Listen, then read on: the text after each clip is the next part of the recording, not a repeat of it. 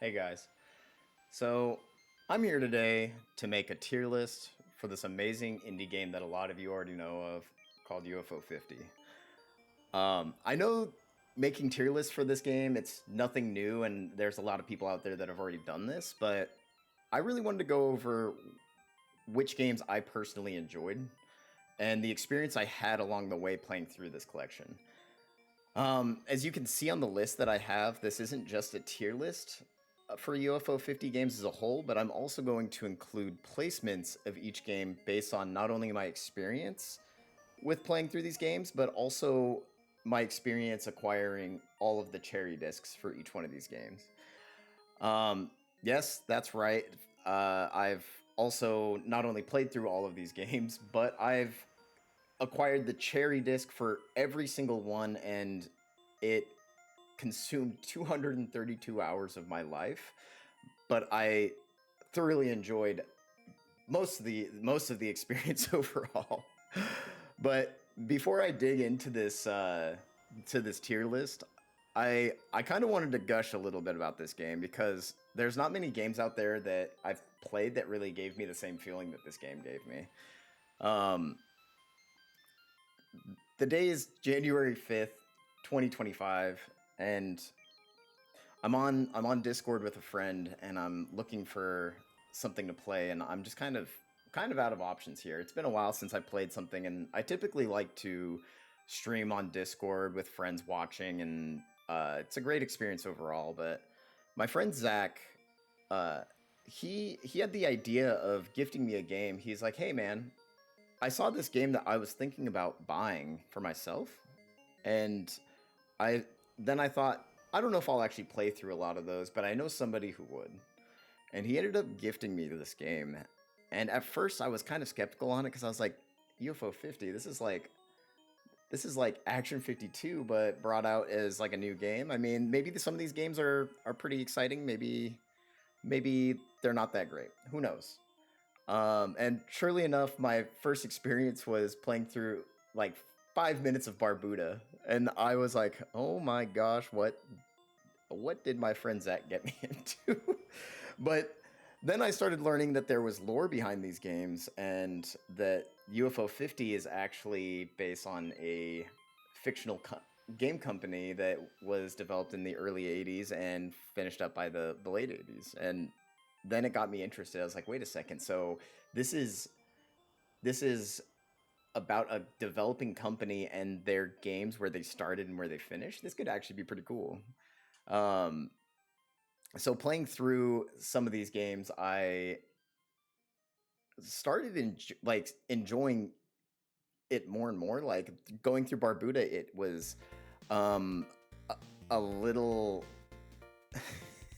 I don't even know how to explain it. It was definitely an experience because I haven't played a game like it in so long, but it matched the feeling of the game type that it was supposed to be around that time frame, like an early 80s crappy Atari game. But then I learned that each one of these games have their own achievements as far as completing the game. You can get a gold disc, and completing it with a little bit extra gives you the cherry disc. And those cherry discs are not easy to acquire. Um, the first one that I came across, it was in one of the earlier games on the collection, that I was like, you know what? Maybe instead of just playing through each one of these games, maybe I'm gonna go through them and acquire the cherry for each one. How hard could it really be? And I originally started in a chronological order. At first it was going pretty well, and then it slowly got harder and harder along the way.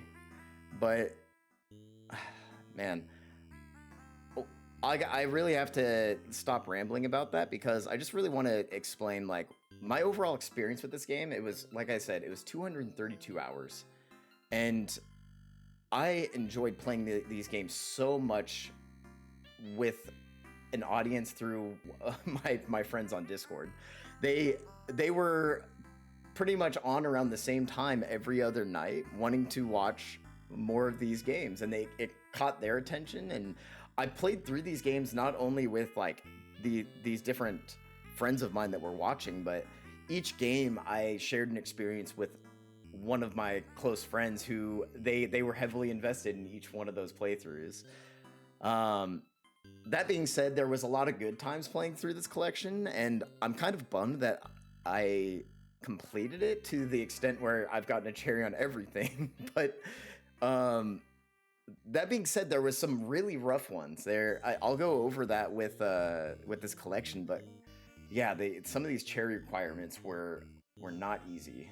But enough gushing with how much I actually loved this game, and we'll go ahead and just get started with the tier list for the base games, and then we'll work into the cherry discs. So, Barbuda, um, Barbuda is, oh man, I I can't really put it in a could be a standalone game, but I'm gonna just, people might hate me for this decision, but I think it's a really good game.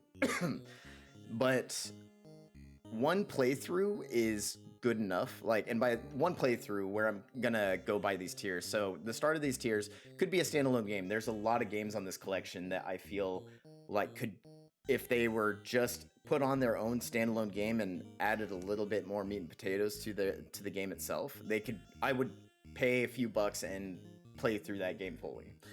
But Barbuda was hilarious to play through. It had this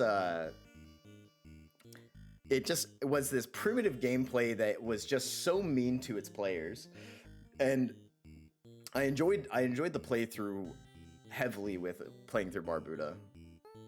But would I go back and replay it? Once I figured out how the game played and figured out the secrets, I was like, wow, this is awesome. But like I said, it's good enough for one playthrough. The next game on the list is Bug Hunter. Bug Hunter is, I think this game is a very solid game.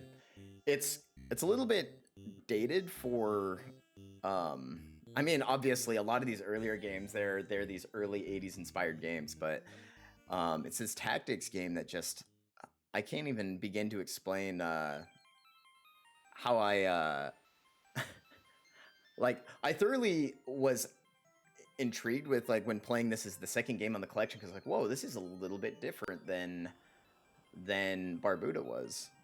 But playing through Bug Hunter, this was one of the first games on the collection that had me interested in, like, acquiring a cherry disc. I was like, wait a second, I'd completed a few levels on it, checked it out on the main menu, and there was a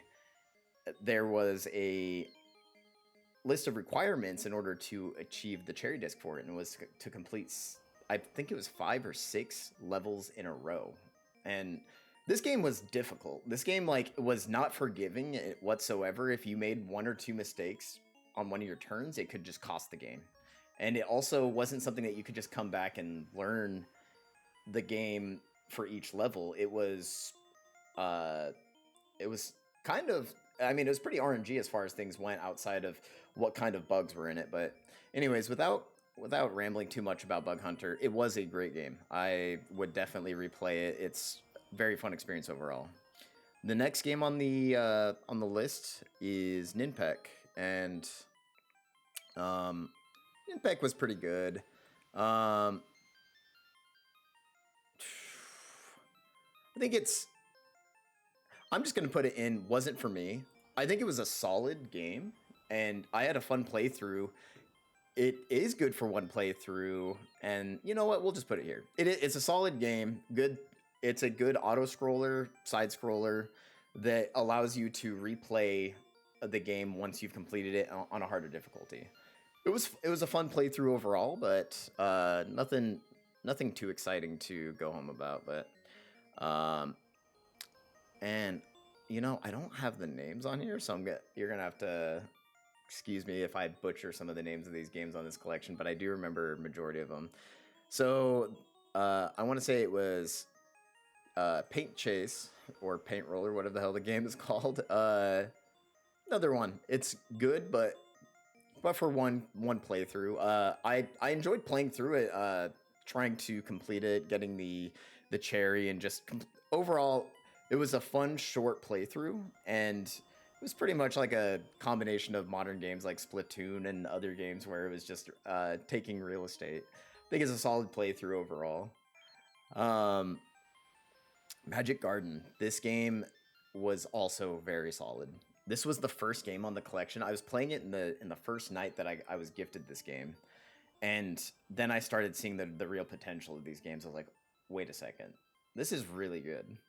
Uh, it's like a hybrid of Snake meets like Pac-Man, but you wouldn't think with something so simple that it could be so addictive. Like these older arcade style games are addicting for obvious reasons, and this was one of them. I think Magic Garden was great, absolutely, absolutely awesome. But I want to say this game is down well or it's up well, whatever the. So let me see here before I.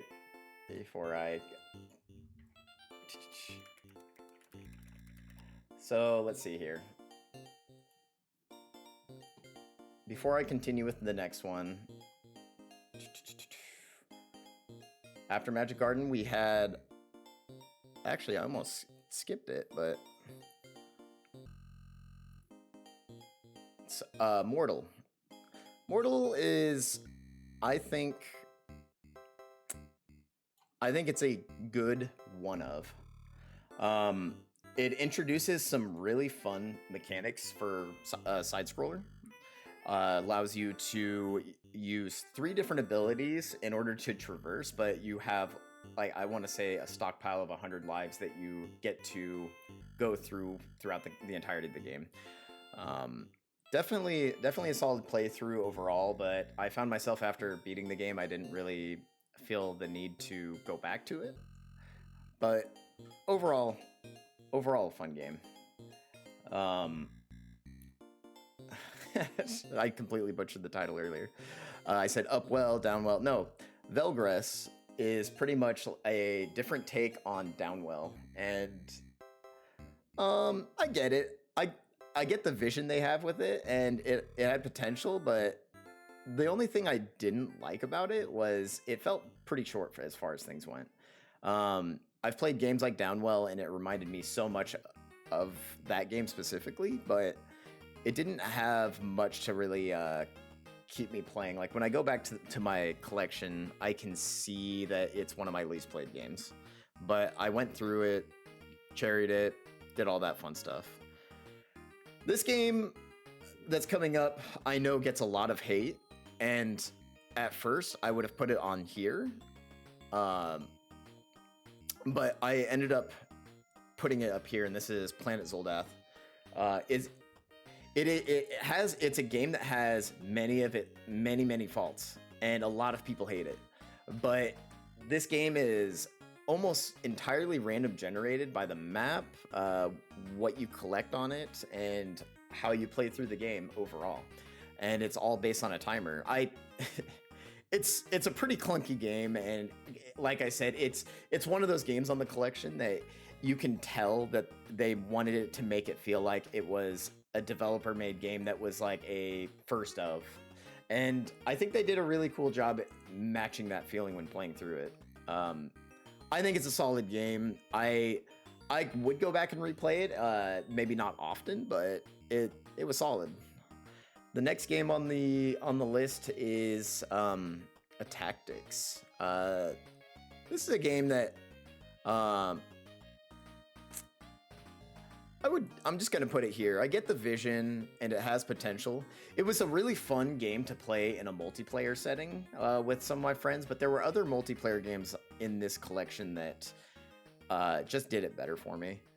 I was playing through the single player to get the cherry disc, and there was something about the game that just after playing halfway through, I was just kind of like ready to go to the next. But the idea that it was similar to like a very active game of chess with different pieces. It was kind of like a tactical RPG on speed, but overall, it's a cool game, but not terrible. Let me see here. So, next game on the list. Oh my gosh. Devolution. This game is brutal. You know, I'm gonna put it here. I think it is a pretty solid puzzle game overall, and it was fun to play through it. It was very challenging, needless to say. Like it didn't leave much room for mistakes. It's it, like I said, it was pretty brutal, and we'll come back to that when it comes to the cherry discs. Kick Club. Kick Club was a solid game.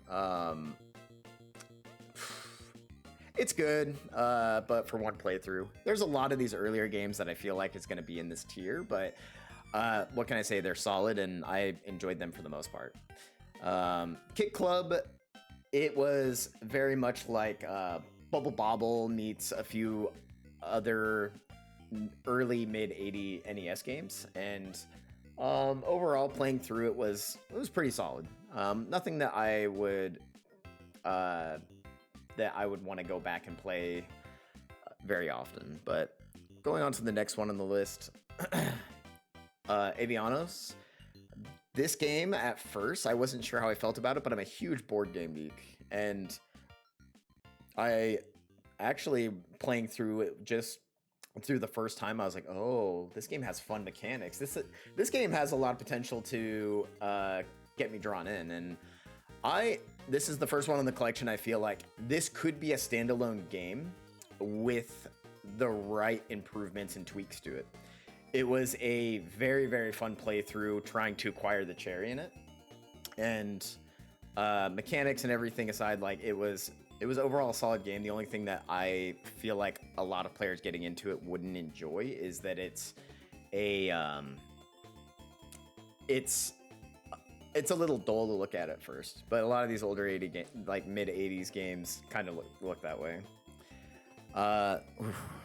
First game that really drew me into the collection. You know, I already said that about Magic Garden, but this was the follow-up, was Mooncat. You know, this is a really hard one for me to decide on where to put it. It's not something that I would say could be a standalone game, but and it did have replay value. I'm going to put it up here in between the solid game and would replay. I mean, obviously I'm going through all these games and there's going to be spoilers ahead, but this game has a lot of great replay value that really forces you as a player to be creative with how you explore and find these secrets. It's one of the first games in the collection that really made me feel like that there were a lot of different secrets in these games that I don't know, it definitely had a lot more to it than what was on the surface. Next one.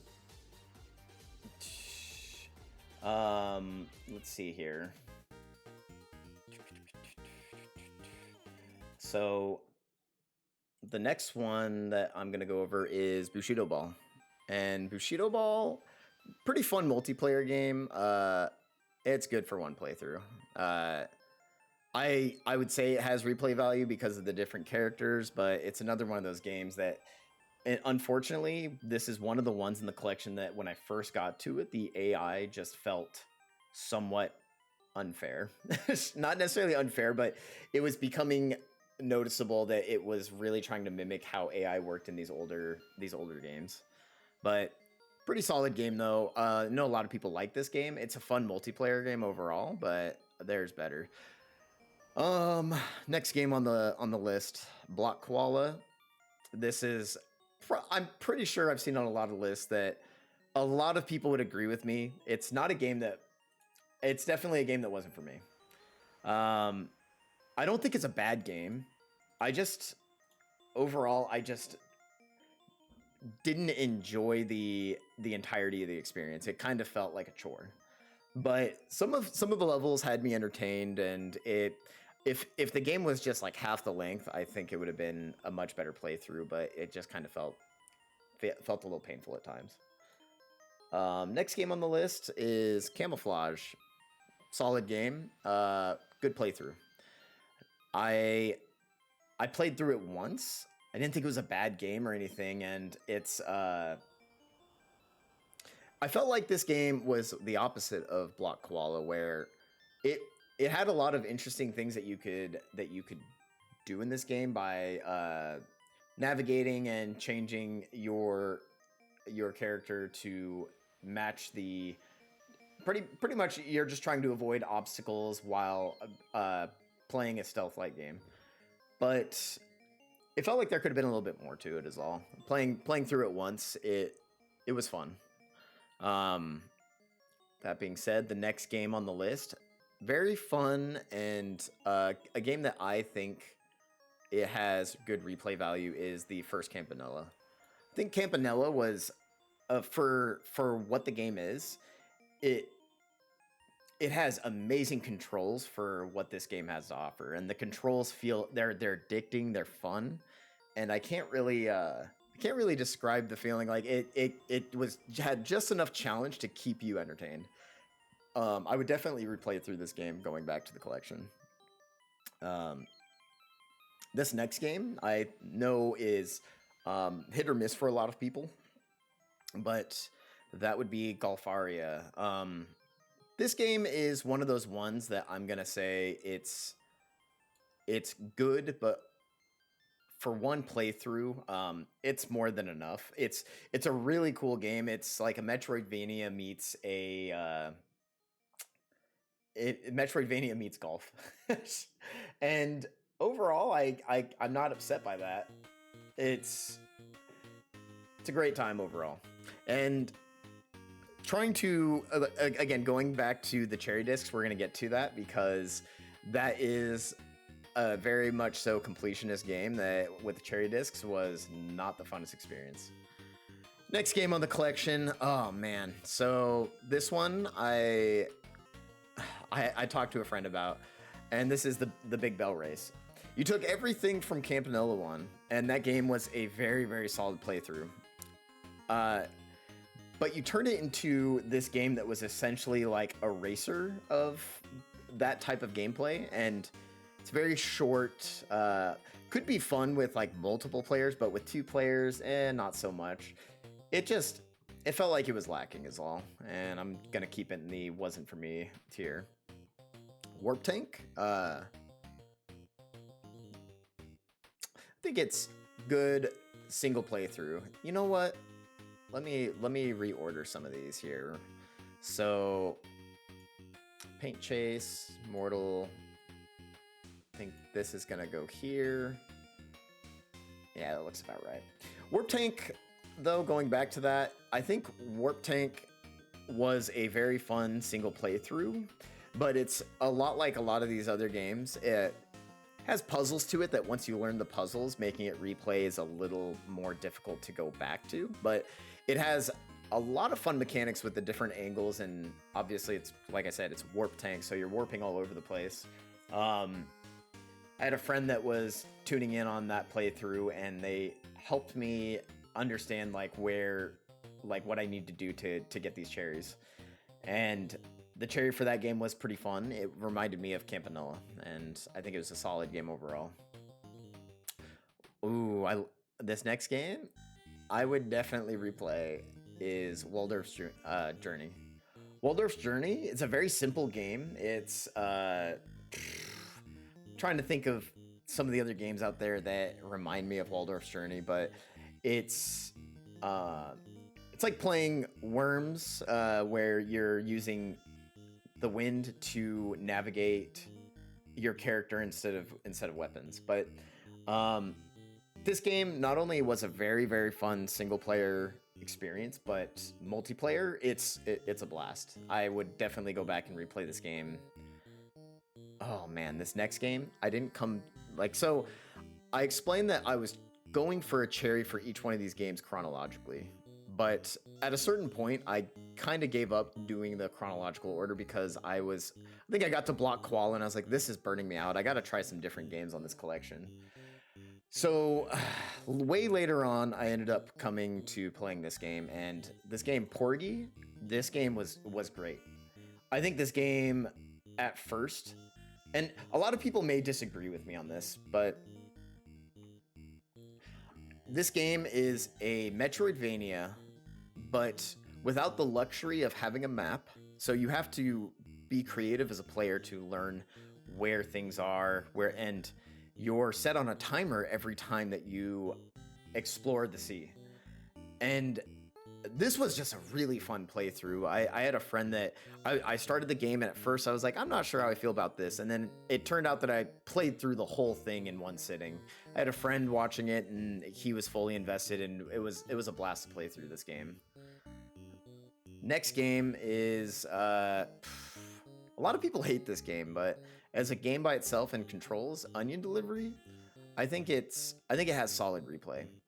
The controls are a little jank, and it is a very difficult game for a lot of people. But once I got used to the controls and understood, similar to the last game that we were just talking about, Porgy, it kind of forces you to learn the overall map. And because it's a game that takes place in the mid 80s, they don't just throw everything at you but for convenience. They force you as a player to really be creative and think outside of the box when playing these games.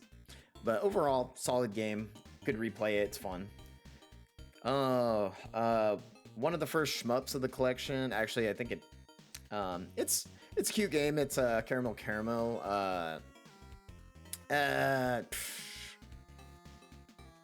You know, it's good for one playthrough. I didn't like the game all that much for liking shoot 'em ups, but I think it was solid for what it was worth. It was challenging to actually complete at first, so it kept me entertained for that. But it was one of those games, like shoot 'em ups just are notorious for being frustrating. And the next game on the list is Party House, and oh my gosh, this game is easily another one that can go into the standalone games.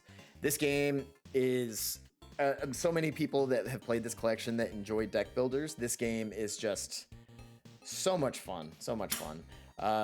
Playing it with friends, playing through the single player, it's just a great experience, and it was put together so well for being just one of 50 games on this collection. If these games were worth a value of 50 cents or $1, you get so much more value than what that worth was. Next game on this collection is Hotfoot. Wasn't for me.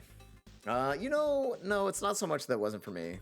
I get the vision and it has potential. It's similar to Dodgeball, and with 2 players, the game can be fun, but it struggled in its execution. Overall, it just felt like it could have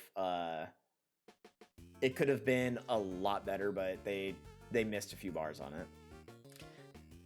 Divers. Divers, I want to say I enjoyed it.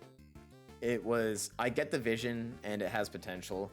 It was an RPG with creepy atmosphere, and it reminded me of Porgy, but the thing was, playing through Porgy and then into Divers just didn't do it nearly as well as Porgy did. They're 2 different games, but I'm already not a big fan of underwater games to begin with, and for Porgy to get me interested in how it did really spoke to me.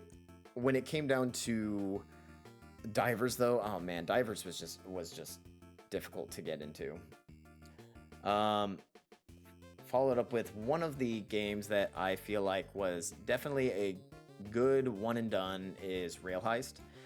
Thing that I really love about this collection is that Rail Heist is connected to a future game, along with there's sequels to Campanella, and every game has something that ties into one another. I'll get into that later in the video, but Rail Heist, I've played a lot of games where it's oh, what was there was a game that I played years back called The Swindle, and it's a very similar game. It's a stealth-based game that you're trying to steal and not get caught. Very very solid game. Replay value not the greatest. Um, so next game on the collection is Vanger. I don't know the name outside of what it's showing, but this is I felt like this was a very solid game, and I could go back and replay it. Maybe not for a while, but the overall playthrough is another one of those games that I sat down and played through the entirety of it. Awesome playthrough, great Metroidvania. I know there's a handful of Metroidvanias in this collection, but this was definitely one of the better ones. That being said, next game on the list is Rock on Island. It is this is a game that I'd love to put as a standalone, but it's a tower defense, and it's a great tower defense. That being said, it's a game I could go back and replay. Kind of right next to Vanger. I could put that as a standalone game, but I've played other games like these two that they just need a little bit more to just wow me. But Rock on Island was a really great game. You know what? I'm gonna put that up here next to Mooncat. Bug Hunter can come right here. We'll revise a few of the placements on this list before we go into the cherries. So, Pin Golf. Solid playthrough. It can go into the mid section. Like I said, there's a lot of mid games in this collection, but they're also all very solid for at least one playthrough. Something that can be pretty fun to play, but mixing pinball and golf in one game is it was fun. It going through the collection, this game, I didn't know how much I'd enjoy it, and then when I'd find myself forcing myself to play a game for at least 5 minutes just to see, like, hey, you know what? I can't just quickly judge each one of these games just like the first time I play it and then I lose. I need to actually try to get far into it. Treat it like an NES game that you had as a kid, that it was one of the only ones that you had, so this is all you got. So Pin Golf was great. Next game on the list, Mortal 2. This one was one of my least played. I got what it was, and it really reminded me for shoot, I'm trying to remember the game, but there was a game on the NES that it reminded me of. Overall, it brought in some new mechanics, and I thought the first game was a little bit more interesting overall. You know, it didn't keep my attention as much as I wanted it to. It's like I said, it's not a bad game, but it just felt like it was missing something. Next game on the list is another great game. Another one that I could put in standalone, but I can't. I'm gonna put it in solid game with replay value, and that's Overbold. And it's mostly because Overbold is just Smash TV with more to it. It's a great game to go back and replay. It has a lot of good replay value overall. Super fun game. So followed up with Overbold is Campanella 2. And Campanella 2, I think this game could be a standalone game. I know that where can I put? I'm just gonna put it right here because I still really enjoy these threes. Avianos, let's put you right here. Campanella 2 it's obvious that this is very similar to one of the lead developers' games, Spelunky. It was an overall enjoyable experience playing through it, but yeah, no, it's S tier. It's a great game. So sadly, followed up with that is Fist Hell. Oh man, I get the vision and it has potential. Let's just put this above a tactics. Footbat. Yeah, that looks about right. Fist Hell, I love beat 'em up games, but this game just everything that they had as far as mechanics go in the game, you kind of they really like stuck to the idea that you know what you as a player you're going to have to find the things that you need to abuse in this game in order to beat it. So a lot of the main mechanics are kind of underused and it becomes kind of a lame playthrough. Let's see what we got next here. Hyper Contender. Ah, man. Hyper Contender. I'm gonna put it down here with Fist Hell. I get the vision of it, and the game has some really cool mechanics, but it's a very, very much so like simplified version of Super Smash Bros. And even so, it's just I feel like any game that tries to be Smash Bros. Ends up just being like everybody views it as a Smash clone or whatever you want to call it, and as a game on the collection, it was kind of fun to like hop on and play through it once or twice, but it just wasn't for me. I don't really like these older versus games. Like I'm a huge fan of fighting games, but in this collection, it was not what I wanted from a game in this collection. There were so many other things that kept my attention. Oh man, this next game was great. I know some people disliked some stuff about it, but it's gonna be Velbrace. Velbrace, I feel like this game was so close to being, it could be a standalone game, but it's missing a few things. Like the thing is, when I say could be, it's that all of these games have the potential to be a standalone game if they just had more development time put into each one. I think this game had a few spots that made it drag on a little bit, but the overall gameplay had me entertained. I really enjoyed the idea of how you cast spells. I think doing a special input was a cool idea to introduce in a action RPG in order to cast spells. But then the combat is like Punch Out, but with with RPG elements. It's a really, really cool idea for a game. I guess if there's one complaint I have about the game is it may have gone a little longer than it should have been, but if they found a way to add on to it a little bit more, it could have done better. Oh, next game is not one of my favorites. And that's gonna be Rakshasa. I think it's a good one of playthrough. Probably put it right above Mortal, Paint Chase. Yeah, this is a pretty good spot for it. It's like Ghosts and Goblins with a few other like Karnov is what it really reminded me of. But I think the difficulty and everything that came with it was fun, but also not my favorite. Next game is Star Wasper. Star Wasper, I have a lot to say about this game. Well, actually not a lot. I have not much to say about this game, but more so I have some strong feelings about this game. Man. I'm gonna pop it down here. I get the vision and the game has potential. I love shoot 'em ups, but man, this game was difficult. It has you trying to rack up score by collecting power-ups and spelling either egg or a few different other 3-letter words using EGG. You could do EEE, GGG, whatever, but if you accidentally break the streak, your score multiplier goes down, and this was a pain in the butt when trying to go for the cherry.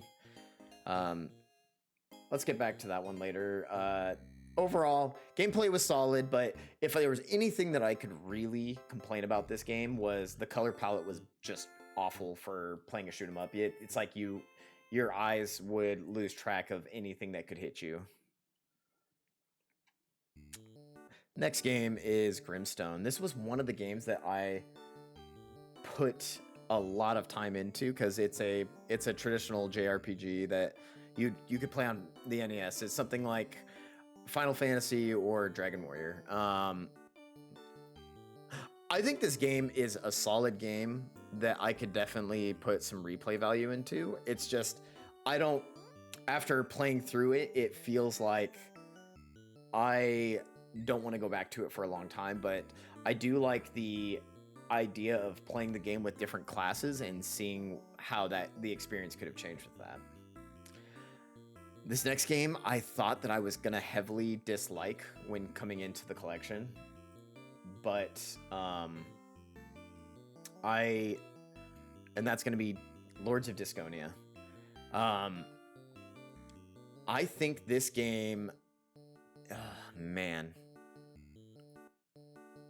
So again, this tier is not necessarily a bad tier, but I get the vision and it has potential. But my biggest issue with this game is that it feels like it's so close to being such a solid game, and it took me a while to adjust to it, but it was a fun playthrough overall. It's just it was lacking something that a few of the other games in the collection already had. Next game on the list, Night Manor. Night Manor was, being a big fan of older games like Deja Vu and Shadowgate and a lot of those games on the NES, it hit home for me on I don't even know how to describe it. The game was a fun playthrough, picking up items, exploring, and trying to not die. Very much like Shadowgate. You could see so many different ways you could die in this game. It's good for one playthrough though. I'm gonna put that right in between Barbuda and Warp Tank. Hey, speaking of which, next game is Elphazar's Hat. Solid game. I think this game was I think this game was it's a solid game on the collection, and I didn't give it as much time as I wanted to, but overall it's a solid game. I would actually put this here. At first I thought it was going to be in the mid section, but I think I could come back to this game and have some enjoyment out of replaying it. Pilot Quest. This game, oh man. I know a lot of people have some mixed feelings on this game as well, but Pilot Quest, it has good replay value. It's a solid game, and it's the game's idle game. I didn't learn about this till much later, unfortunately, from a friend who had the collection. But when I came back to it, it was a blast to come back and like be like, oh, I'm gonna go play another game and come see what Pilot Quest has to offer, so I can go and scavenge on the outer map and collect new things. It reminded me of Zelda with doing like scav runs in Tarkov, but it's a great game. And this next game, oh man, this is without a doubt one of the best games in the collection. It's Mini and Max.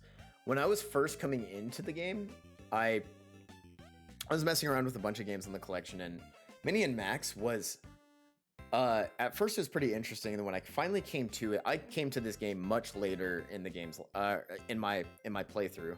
I want to say it was one of the last 5 games that I took the time to beat. And oh man, this game had so many cool ideas. It was the ability to shrink down not just once but multiple times, and the game has just an endless world to explore in it.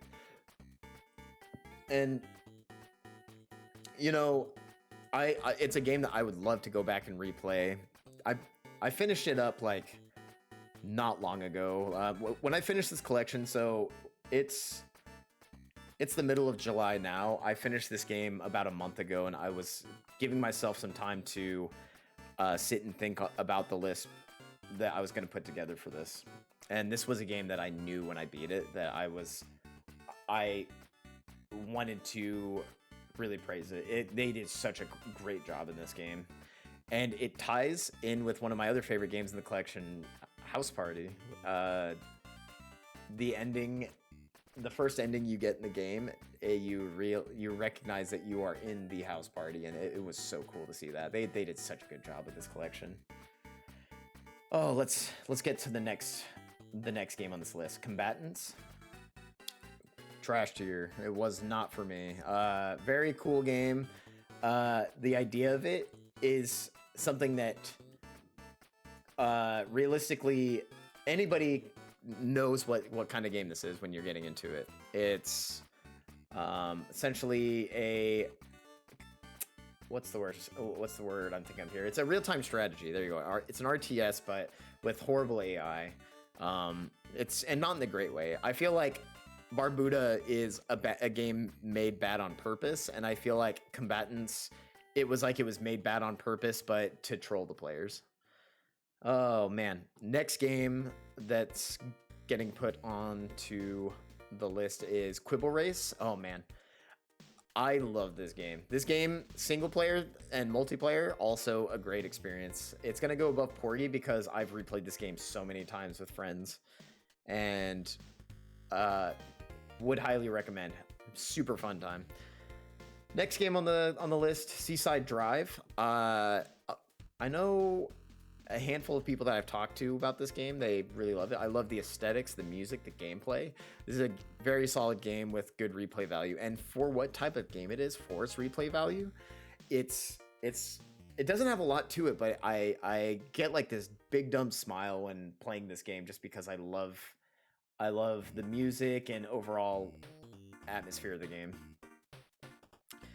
Next game on the list, Campanella 3. This game, I enjoyed it, and I think it's a good one of. I'm gonna put it right above Rock. You know what? Right about here looks right. It did a good job as a one-time playthrough, and I could probably go back and replay it, but it's not something that I could see myself really wanting to go back and seeing anything different. It's the same gameplay once you go back into it. And that being said, Seaside Drive gives that same impression, but I'm just a little biased on that game. Last game on the collection is Cyber Owls, and Cyber Owls is this game similar to oh man, what was Star Wasper. This game had me frustrated at times. Without the frustration and going back and thinking about it, I think this game it's a good one of. I've had to replay it so many times, and that was going for the cherry on it, which again I will go back and start explaining why. So it's a good one of. It's the Cheetah Men of this game. So there's multiple owls that you can play that give different game types. So there's a beat 'em up, a stealth based game, a not a racer, but it's a shoot 'em up and a driving shooter. I don't even know the genre that you would put it. Probably above Mortal, right about here next to Campanella 3. So this is I'm gonna revise a few things here. So the solid games, I think my standalones are right where I want them to be. I loved all 7 of these games, and I think that they were great playing through each time. The solid games and would replay looks about right. Probably, yeah, this is definitely the last one on that list because Planet Zoldath just had some flaws to it. The one-time playthroughs, Golfaria definitely is in the spot that it needs to be in.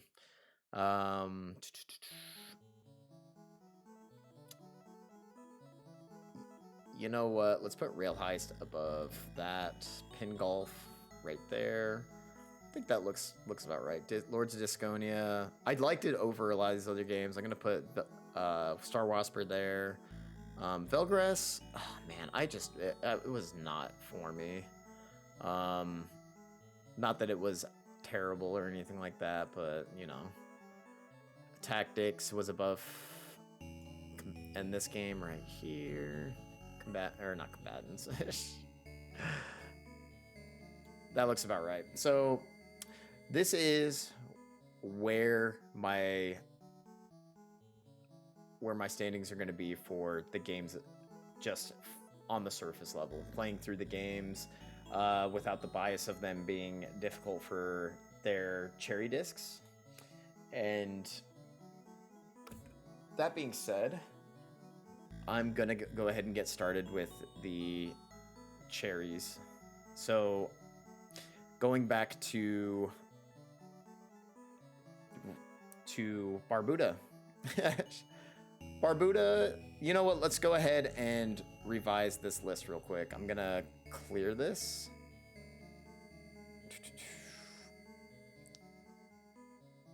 Let's see here. The ones that I had a really great time going through and grabbing the cherry. So Barbuda, this game I would say requires a guide, unless you want to go through 5 or 6 hours of mind-numbingly like exploring this game. I did beat the game without a guide, and when it came to getting a cherry, I said, you know what, maybe I'll take a look at what other people did, and found out you could beat this game in 5 minutes. So it's gonna definitely belong in the needs a guide tier. Bug Hunter, oh man, this game was difficult but manageable. It took me a long time to get this one, but it was a fun playthrough in order to get the cherry. Ninpek is it's enjoyable overall to get the cherry. It was quick, fun, only took like 10-15 minutes to play through. Paint Chase, I felt like this was actually a really fun game to get the cherry in.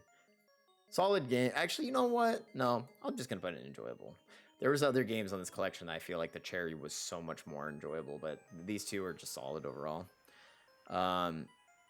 Magic Garden. I think Magic Garden was a great experience. It was difficult to get the cherry in, but it didn't take a ton of time. It was a very, very fun game to get the cherry in. I think Mortal is going to be in the enjoyable overall. I think this game, you could require a guide in certain ways, but it just requires you to be a little creative on how to not burn through all your stocks. Velgrass, oh man, this game was it was enjoyable. Planet Zoldath was kind of it was enjoyable. Or no, it was a little difficult because this game was very RNG when it came down to things, and it made it somewhat frustrating to get the right seed in order to get the cherry for this.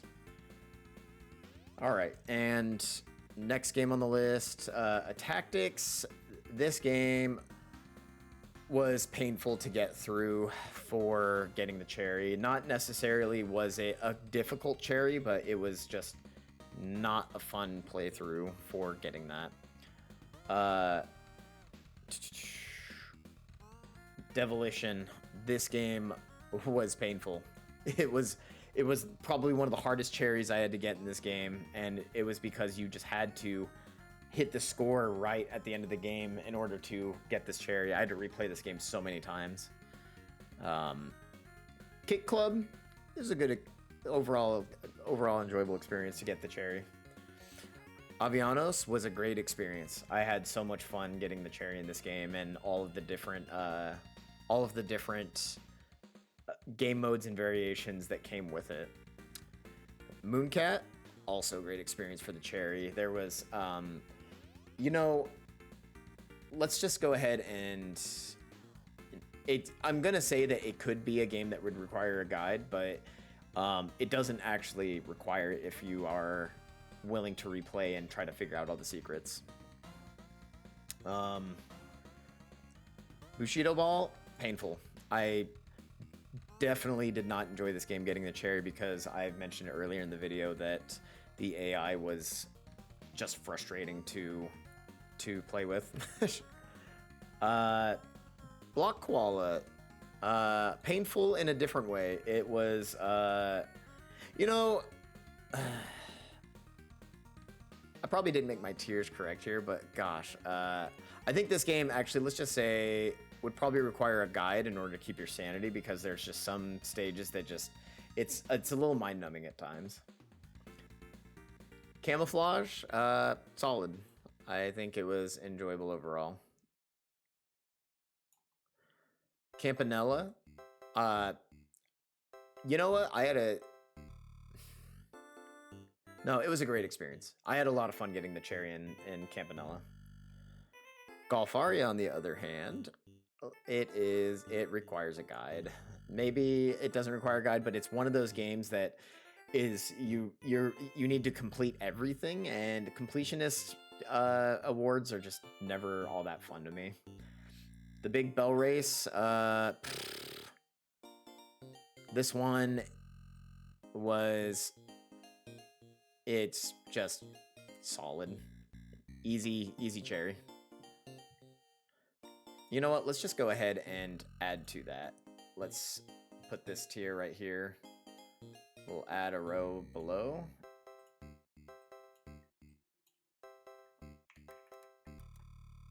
Easy mode. And let me go ahead and change the color of this one. There we go. So easy mode cherries, they were the ones that I feel like were just added to the game itself without a lot of extra effort. Yeah, it still seems about right. Next game on the list, Warp Tank. Warp Tank was enjoyable. Actually, not just enjoyable, it was a great overall experience it was a part of what I was doing when I was beating the game. It's an easy mode cherry. The cherry, it didn't change its influence on how I felt about the game one way or the other. Waldorf's Journey. Waldorf's Journey, I feel like it was just enjoyable overall. Wasn't anything super special. Porgy, another one that I think would require a guide. But also, you know what? I don't think it requires a guide. It does, but I'm gonna just say that I had a great experience getting the cherry in this game. I think it was a lot of fun. Onion Delivery is painful. It is by far one of the most difficult games in the collection to get the cherry in, and the gameplay is just brutal for that reason. Caramel was an easy mode cherry. You just had to find a few requirements for every level. The overall game was difficult, but playing through to get the cherry wasn't anything special. Party House, I think it was a little difficult, but it's manageable. It requires you to get 5 games in a row with a random seed, so sometimes you can get screwed. I felt like I got kind of lucky when I was playing through it. Footbag, painful tier, not fun. Next to Onion Delivery. Divers cherry was difficult but manageable. Took me a little while to get it, but not nearly as bad as the tier below. Real Heist, enjoyable overall. Not anything that I could really speak on that one outside of the overall gameplay. Let's see here. I think Vanger this one was a great experience when it came down to getting the cherry as well. No, you know what? No, I'm thinking back on it. It was a completionist one, and going back on completionist ones. Even so, it was just enjoyable. It wasn't anything terrible, because usually Metroidvanias, I do like to full complete them. Rock on Island, not gonna lie, this one was pretty painful. It's not as bad as Onion Delivery, but you cannot lose you can't lose any health throughout the playthrough, and it makes for a difficult experience when it comes to the last levels. Pin Golf, enjoyable experience overall. Not too difficult to get, but also challenging enough to make it entertaining. Mortal 2, I think it was pretty easy mode as far as most of the cherries went. You just had to figure out the map. Fist Hell was a difficult but manageable.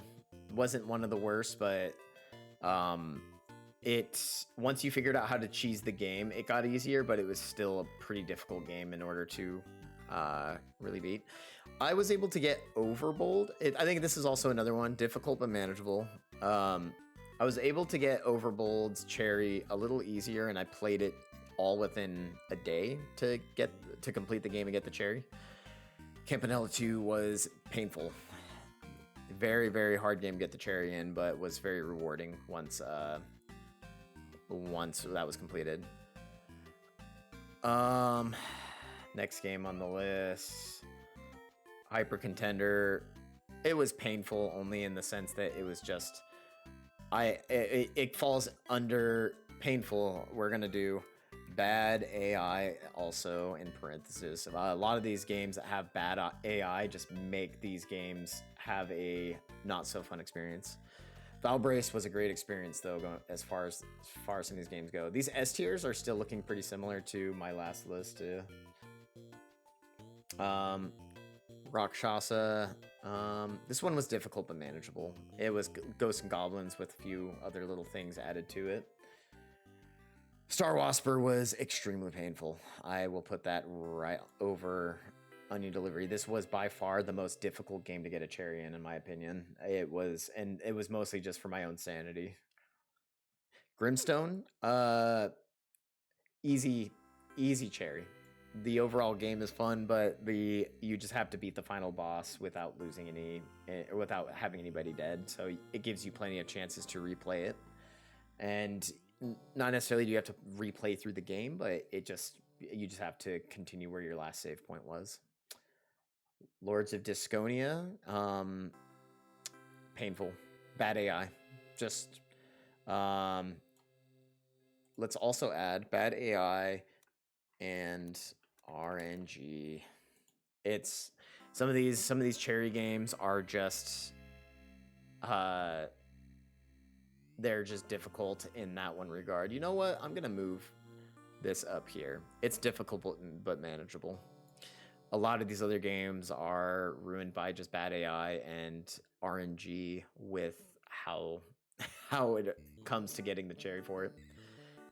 Night Manor, that was a fun cherry to get. I actually really like that game for what the cherry requirement was for it. Alphazar's Hat was a overall enjoyable experience. Wasn't anything too, you know what? It's an easy mode. It was just tied to like beating the game essentially. You get the cherry for almost just kind of just playing through the game if you're playing it decent. Pilot Quest cherry. Pilot Quest, I want to say it was a great experience, but getting the cherry felt like it was long and drawn out. Let's just put it in overall enjoyable. Minion Max, this was a great experience again. I thought that getting the cherry in this game, it gives you the complete ending. Acquiring it really requires the player just to be being active throughout the entirety of the game. It's fun. Combatants, painful. Another bad RNG based game. Let's put Onion Delivery next to it. Lords of Disconia right here. Hotfoot was also terrible.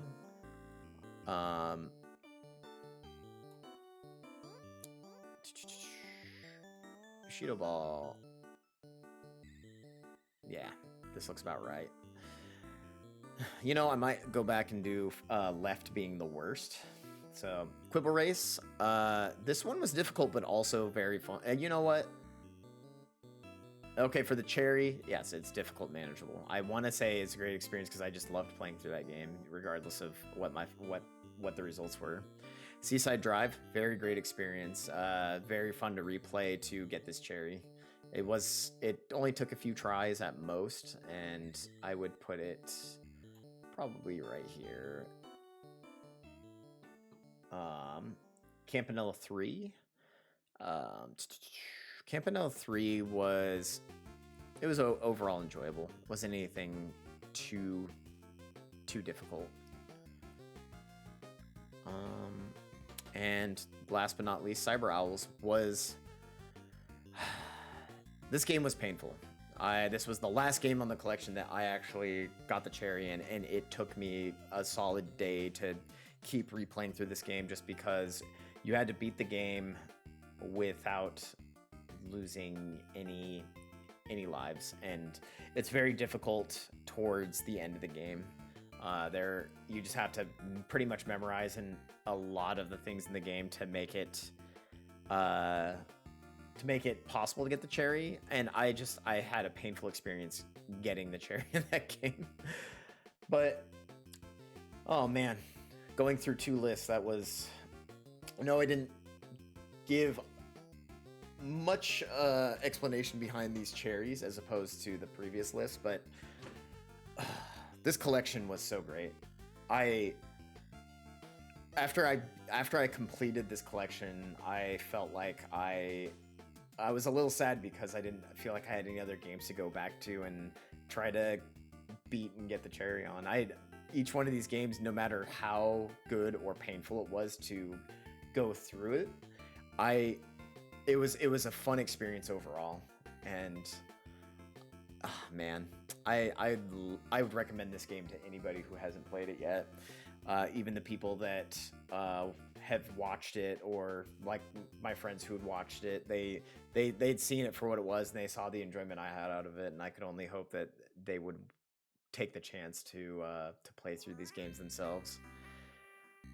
That being said, these are the... Oh darn, it looks like the other list was taken out, but that's okay. You had seen the first list, this is the second list, and that's all I got to say about UFO 50. Outside of this, I'm going to make a follow-up video regarding to the hidden content that's in this game. But for now, thanks for tuning in, guys. This was a lot of fun, not only playing, but really expressing my love for this collection. It was such a good experience, and honestly one of the better halves of this year for me. So thanks for tuning in, and I'll catch you in the next video.